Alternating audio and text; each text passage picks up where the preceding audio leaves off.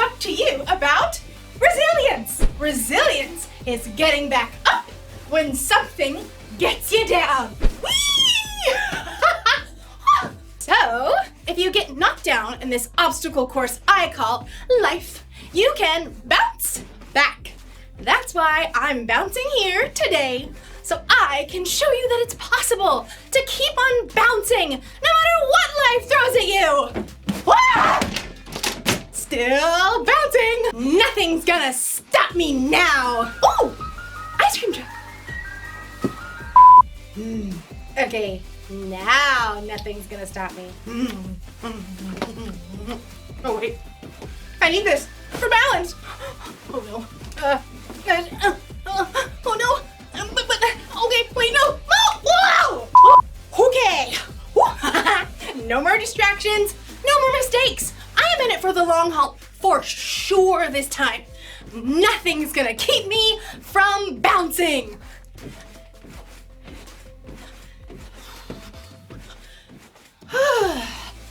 Wow. Bouncing isn't as fun as I remember it. It's like the same thing over and over and over and over and over again. Let me try one foot. I give up. I can't do it. I can't do it. I guess it's harder than I thought to keep going. I just can't seem to focus on bouncing. Although, as you'll see in today's story, maybe there's something better to focus on. No. Focus. See you in a bit. The Bible. It's 66 books of history, stories, letters, and poetry that fit together to form God's one big story. The epic adventure of how He created us and loves us so much that He made a way to rescue us. As we travel through the Bible, from Genesis to Revelation, we discover people who met God and found their lives changed forever.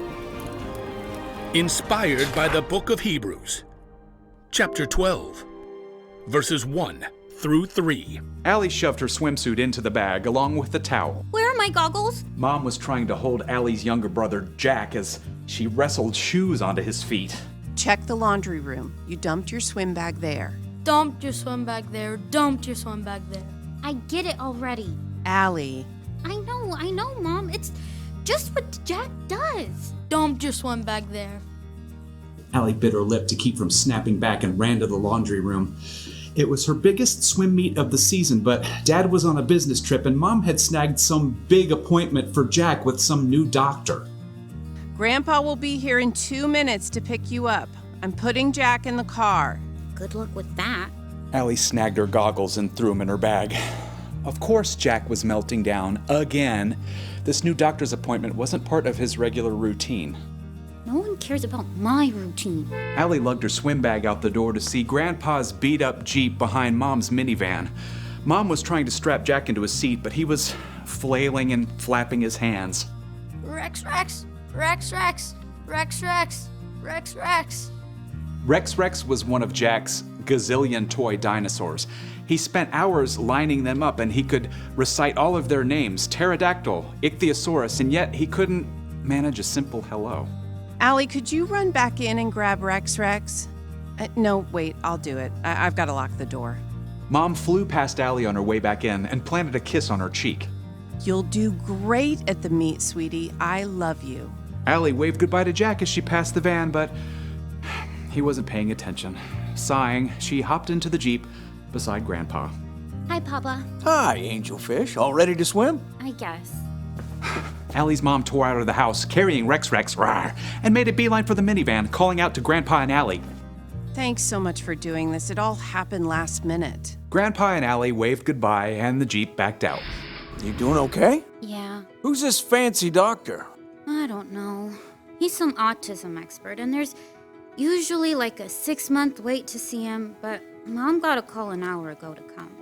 Well, that's good for Jack, right? Is it? I mean, he's already going to speech therapy and occupational therapy and play therapy, and I thought he was supposed to get better or something. But they did that big evaluation thing last month, and now Mom says Jack has autism. And It doesn't get better. It's just the way you are. Well, that sure is a lot to think about. You do some good thinking while you swim, right? I guess, but half the time Mom has to pull me out of swim practice so we can get to one of Jack's therapy sessions. And she's already said if I swim this summer, I'm gonna have to miss a bunch. Sometimes I want my brother to be different. That's awful. I'm an awful person. No, Angelfish, you've been running a tough race. I hate running. All right, swimming. You've been swimming really hard, and you just found out there's no finish line. You're not really talking about swimming, are you? I always said you were the brightest fish in the barrel. Papa. I know it feels like your parents spend all their time and attention on Jack. I guess we all hope that could change, but now it looks like change is going to be more of a 10,000-meter swim instead of a 50-meter sprint. Allie sighed and glanced up at the sparkling blue pool as they pulled into the parking lot of the Y. I'm just tired of it. I want a brother who likes to be hugged and play games and doesn't draw attention when he comes to my swim meets. It would be easier to quit swimming. They both stared at the neatly marked lanes in the pool. You got a minute before you need to be out there? Yeah, I think. What you're facing isn't fair, but everyone's story is different. Everyone has their own 10,000-meter swim, and there's only one way to stick it out. Extra practice? Well, that helps for sure, but I'm thinking about the Jesus kind. Can I read you a couple of verses? You're going to anyway. Grandpa tapped on his phone. Aha! Hebrews chapter 12. Let us keep on running the race marked out for us. Let us keep looking to Jesus. He is the one who started this journey of faith, and He is the one who completes it. He paid no attention to the shame of the cross. He suffered there because of the joy He was looking forward to.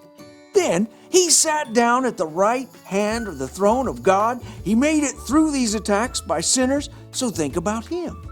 You won't get tired. You won't lose hope.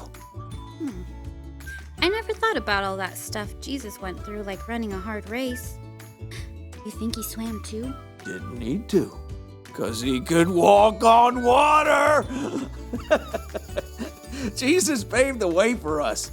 Even when we're tired and we mess up, and we know we can get back up and keep going because we're loved and forgiven no matter what. I love swimming. I really don't want to stop. Good. Let's get you in that pool, Angelfish.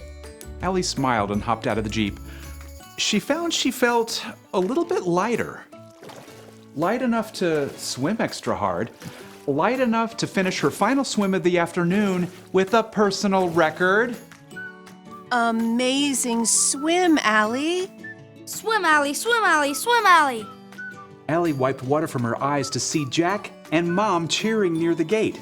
Jack wore noise-canceling headphones and cheered and jumped up and down, wildly flapping his hands. She noticed that he was looking right at her. Swim, Allie, swim, Allie. Allie smiled and flapped her hand right back at him. They had a long journey ahead, but you know, Allie was ready to keep going.